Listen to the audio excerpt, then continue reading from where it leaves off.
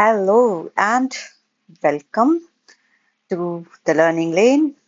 और जैसा कि हम PYQs जो हैं UPPCS के कवर कर रहे थे थ्रू दिस रिव्यू सीरीज, जिसमें हमें सारे सब्जेक्ट्स एक ही जगह मिल जा रहे हैं और इसमें 111 ऑब्जेक्टिव क्वेश्चंस हैं 1990 से 2026 यानी लेटेस्ट। और पैरेलली हमारी जो है एंशियंट हिस्ट्री की सीरीज चल रही है, जिसमें हम एंशियंट हिस्ट्री के चैप्टर्स को कवर हो रहे हैं जो कि कंप्लीट होने वाली हैं। हम इस वीडियो के साथ शुरू करने वाले हैं PYQs from Indian polity and governance, जो कि काफी इंपॉर्टेंट रोल प्ले करता है इन द प्रीलिम्स, और जहां से 20 to 25 जो एवरेज क्वेश्चंस हैं वो आते हैं। तो ये चैप्टर्स हम इंडेक्स में देख सकते हैं। Constitutional development in British India, constitutional assembly, making of the constitution, और इस तरह से हमारे पास ये सारे टॉपिक्स हैं और इनको हम वन बाय वन कवर करेंगे। एंड कुछ ऐसे टॉपिक्स हैं जो काफी ज्यादा इंपॉर्टेंट है, but we have to cover the whole polity through this. So हम सबके PYQ पर इक्वल फोकस करते हुए चलेंगे। हालांकि जब हम रिवीजन सीरीज करेंगे तब हम थोड़ा ज्यादा फोकस उन चैप्टर्स, उन टॉपिक पर करेंगे जो ज्यादा रिपीट होते हैं। सो शुरू करते हैं। जो हमारा फर्स्ट चैप्टर है, the constitutional development in British India. Okay, in which of the following acts the provision was made for the establishment of supreme court at Calcutta. तो कौन सी ऐसी एक्ट थी जिसमें सुप्रीम कोर्ट में सुप्रीम कोर्ट बनने की बात हुई थी? दैट इज सबसे पहली जो एक्ट थी रेगुलेटिंग एक्ट 1773, जिसमें सर एलिजे इम्फे जो हैं वो हमारे फर्स्ट चीफ जस्टिस थे। ये भी एक फैक्ट याद रखेंगे। With reference to establishment of supreme court, which of the following statement is are correct? Correct incorrect को भी ध्यान से पढ़ना है। Supreme court at Calcutta was established by, ऊपर ही हमने ये स्टेटमेंट देखी, Lemaistre was the first chief justice, लेकिन हमने क्या पढ़ा था? एलिजे एम्फे। तो ओनली वन स्टेटमेंट कर। अब मैच द फॉलोइंग है। Establishment of board of control, establishment of supreme court अभी हमने देखा, तो 1, और इससे हमारे ये 2 एलिमिनेट हो जाते हैं, बचे A and C। Permission to English missionaries to work in India, ये जो एक्ट्स हैं ये काफी इंपॉर्टेंट हैं, इनको हम कवर करेंगे।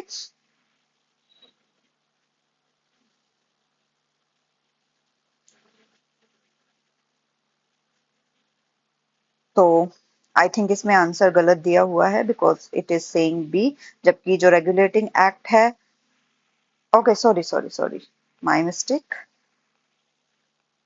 बिकॉज मैंने B का 1 लगाया था और वो इन दो B एंड D में है, तो उस हिसाब से B is correct statement. So establishment of, sorry from my part,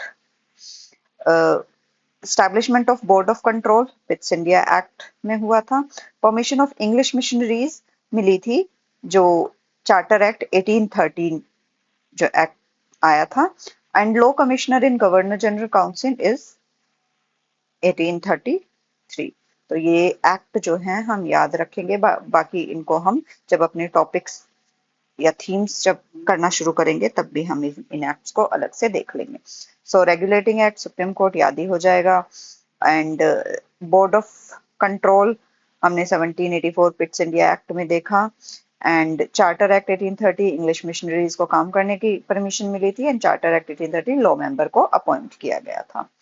next question पे चलते हैं। By which act the British parliament had abolished the monopoly of East India company's trade in except, ये भी एक याद रखेंगे क्योंकि ये एक्ट थी 1813 वाली, जिसमें टी और चाइना के ट्रेड को छोड़कर बाकी सारी चीजों पे अबॉलिशमेंट किया था।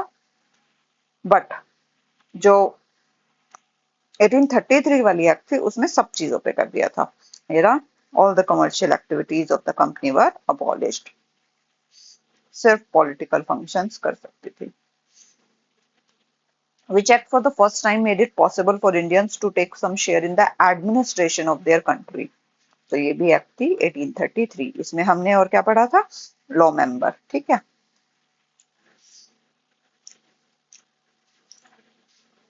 The most important provision of 1833 act जो था सेक्शन 87 याद रखेंगे, which stated that no Indian nor any native subject of the crown shall by reason only of religion, place of birth, descendant, color, and any of them be disabled from holding any place, office or employment under the company, जो कि इसी जो पूछा गया है उससे relate करता है।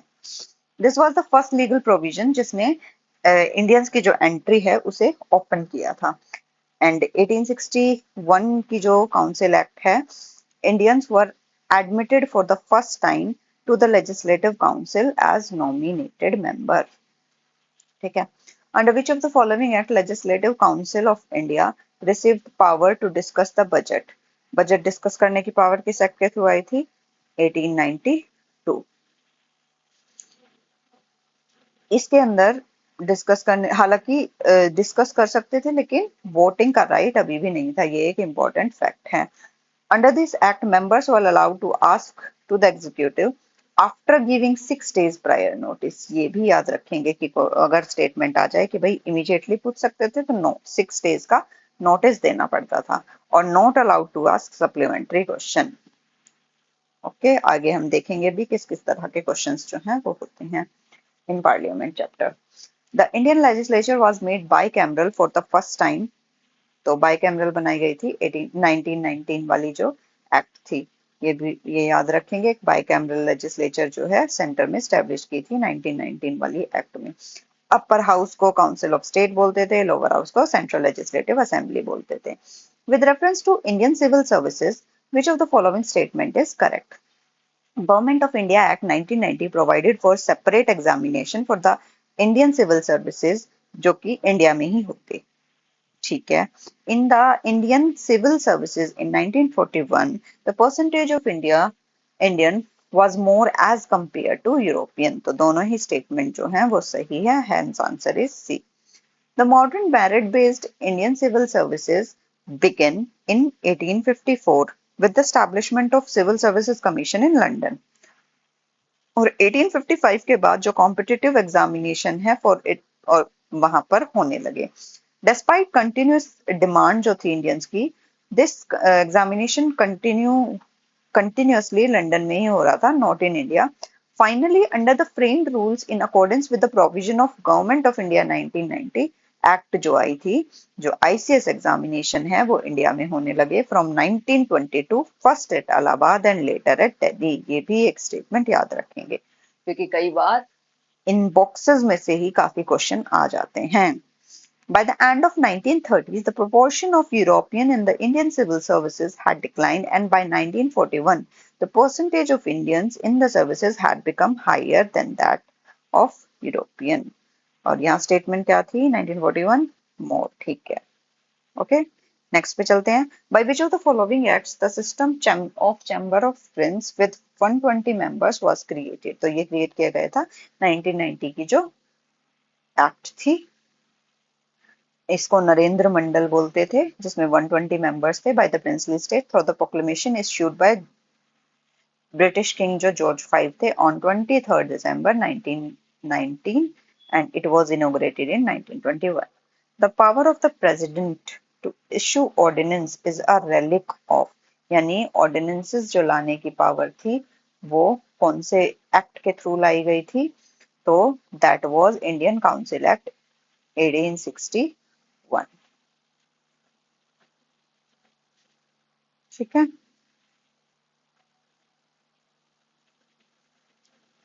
ओरिजिनली 18 सॉरी ओरिजिनली जो है 1861 act. Although the British India, the governor had vested with the power to issue ordinance without permission as early as under 1861, लेकिन जो power of president to promulgate ordinance था वो government of India act 1935 में था। तो यहाँ पे फर्क है गवर्नर जनरल और प्रेसिडेंट का। तो अगर गवर्नर जनरल आए तो इन 1861, प्रेसिडेंट आए तो 1935। By which of the following acts was the federal court established in India? तो फेडरल कोर्ट जो है वो 1 अक्टूबर 1937 में बनाया गया था by government of India act 1935, जो कि यहाँ पे नहीं दी हुई है, हेंस आंसर इज नन। और फर्स्ट हमने और पहले जो हमने पढ़े थे वो एलिजेन पे थे जो 1773 के उसके हिसाब से थे, लेकिन यहाँ पर चीफ जस्टिस पहले कौन थे? सर मोरिस गोवर. Since the Government of India Act 1995 not included, तो answer D. In which year Federal Court 1937 और under which act dyarchy established at the center? तो डायरकी establish की गई थी 1935 एक्ट के थ्रू, यानी ऑल इंडिया एक फेडरेशन बनाया गया था नया. एंड अबॉलिशन ऑफ डायरकी हुई इन द प्रोविंस, यानी प्रोविंशियल ऑटोनॉमी आ गई थी. The provision for diarchy in the province has been made by 1919 Act, but it was abolished by the, यानी कि 1990 एक्ट ने डायरकी लाई लेकिन अबॉलिश किया 1935 वाली एक्ट ने. Under the provision of dyarchy of centre, the federal subject जो है दो पार्ट में डिवाइड किए गए, reserved and transferred. However, the provision related to diarchy at the center and proposed Federation of India could never be implemented in practice because the federal scheme never actually came into existence as the princely state did not join it. तो यहाँ पे क्या कहा गया है कि जो provisions थे डायरकी से रिलेटेड एट द सेंटर और जो प्रपोज्ड फेडरेशन ऑफ इंडिया था वो कभी भी इंप्लीमेंट किया ही नहीं गया प्रैक्टिस में. ये भी एक चीज याद रखेंगे, इंपॉर्टेंट फैक्ट है, बिकॉज फेडरल स्कीम जो है वो कभी एग्जिस्टेंस में आई नहीं क्योंकि प्रिंसली स्टेट ने कभी इसे ज्वाइन किया ही नहीं. Which act establish the system of dyarchy at the centre? कौन सी एक्ट ने सिस्टम स्टैब्लिश किया डायरकी का? देखा हमने 1935 एट द सेंटर, और प्रोविंसेस में इसने खत्म किया था. Federal system and dyarchy at the centre was introduced by वही सेम 1935 एक्ट. रिपीटेड, फिर से वही है, all India 1935, federal government 1935, federation 1935. Residuary power किसके अंडर थी? तो गवर्नर जनरल. ये याद रखेंगे. Which one of the following is not an important and permanent constituent in the Government of India Act 1935? तो written constitution, elected representative responsible to the legislature, envisaging a scheme of federation, nomination of official member to legislature. तो ये तीनों चीजें थी, हालांकि written constitution की कोई बात नहीं की थी, तो ये कोई प्रोविजन नहीं था. Why is the Government of India Act 1935 important? क्यों? क्योंकि it is the main source of the constitution. काफी सारी चीजें हैं जो हमने जो ये वाला एक्ट है इससे ली हैं. नेक्स्ट पे चलते हैं. अब यहाँ पे कुछ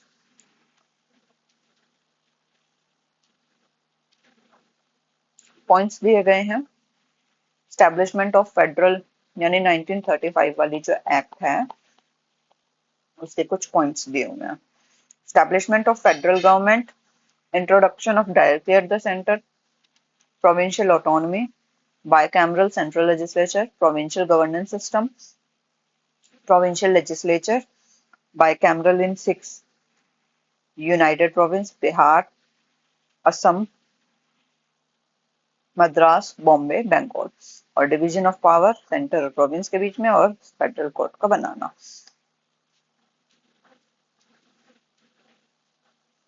वही सेम जो हमने ऊपर लाइन डिस्कस की थी कि कभी भी ये चीजें इंप्लीमेंट नहीं की गई, फेडरेशन वाली स्पेशली, तो did not come into operation and the system introduced under 1990 के जो अंडर सिस्टम लाया गया था वही कंटिन्यू किया गया. Which one of the following acts led to the separation of Burma from India? तो ये भी 1935 वाली एक्ट थी, इसीलिए ही ये इतनी इंपॉर्टेंट हो जाती है क्योंकि इतने सारे चेंजेस जो हैं इस एक्ट के थ्रू लाए गए थे. Burma was separated from India and became a separate colony. Date देख लेंगे, 1 अप्रैल 1937. तो ये हमारा फर्स्ट चैप्टर जो है यहीं पे कंप्लीट होता है जो कि एक्ट्स के बारे में थे. एंड डोंट वरी, हम इसका रिवीजन भी करने वाले हैं आफ्टर द कंप्लीशन, जो कि जल्दी करने की मैं कोशिश करूंगी. एंड हम थीम्स भी लाने वाले हैं जिसमें इनको और क्रिस्प वे में हम पूरा कवर कर पाएंगे. सो अगर वीडियो अच्छी लगी हो तो please like, share and subscribe. And thank you so much for giving your time and patience. And if you want any correction, anything that can help me or that can increase my learning or your learning, please let me know in the comments. Thank you. Bye bye.